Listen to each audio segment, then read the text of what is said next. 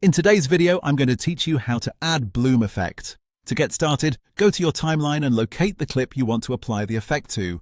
The first thing you need to do is duplicate that clip. Once you've made a copy, place the duplicated version on a layer above the original clip. This setup is important because it allows the effect layer to sit on top while the original clip remains underneath, helping you create that soft, glowing bloom look without permanently changing the base footage. After that, right-click the duplicated clip and choose to open it in the Fusion page.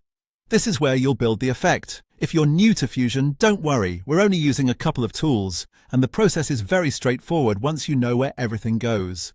Inside Fusion, press Shift and Space at the same time to open the tool search. In the search bar, type Lumakia, then select the Lumakia and add it. This node helps isolate the brighter parts of your image, which is exactly what you want for a bloom effect. Bloom usually works best when it affects highlights rather than the entire frame, so this step gives you more control and a cleaner result. Next, press Shift and Space again and search for Soft Glow.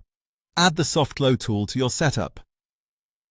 This is the effect that creates the visible bloom by adding a soft glow to the bright areas selected by the Lumakia.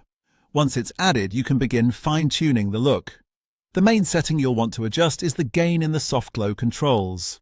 Increasing the gain will strengthen the bloom and make the glow more noticeable. Lowering it will give you a more subtle result.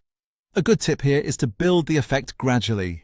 It's easy to overdo bloom, especially on bright footage, so make small adjustments until the glow looks natural and enhances the image instead of overpowering it.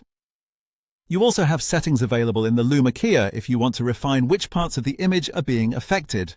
This can be useful if too much of the frame is glowing, or if you want the bloom to focus only on the brightest highlights. By combining the Lumakia controls with the soft glow gain, you can shape the effect to match the style you're going for.